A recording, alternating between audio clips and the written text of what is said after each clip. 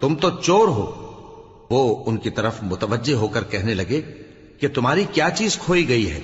وہ بولے کہ بادشاہ کا کٹورا کھویا گیا ہے، اور جو شخص اس کو لے کے آئے اس کے لیے 1 بار شتر انعام، اور میں اس کا ضامن ہوں۔ وہ کہنے لگے کہ اللہ کی قسم، تم کو معلوم ہے کہ ہم اس ملک میں اس لیے نہیں آئے کہ خرابی کریں اور نہ ہم چوری کیا کرتے ہیں۔ وہ بولے کہ اگر تم جھوٹے نکلے یعنی چوری ثابت ہوئی تو اس کی سزا کیا؟ انہوں نے کہا کہ اس کی سزا یہ کہ جس کے تھیلے میں وہ دستیاب ہو وہی اس کا بدل قرار دیا جائے۔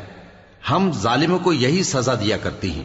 پھر یوسف نے اپنے بھائی کے تھیلے سے پہلے ان کے تھیلوں کو دیکھنا شروع کیا، پھر اپنے بھائی کے تھیلے میں سے اس کو نکال لیا۔ اس طرح ہم نے یوسف کے لیے تدبیر کی، ورنہ بادشاہ کے قانون کے مطابق وہ اپنے بھائی کو لے نہیں سکتے تھے مگر یہ کہ اللہ چاہے۔ ہم جس کے چاہتے ہیں درجے بلند کرتے ہیں، اور ہر علم والے سے بڑھ کر ایک بڑا علم والا ہے۔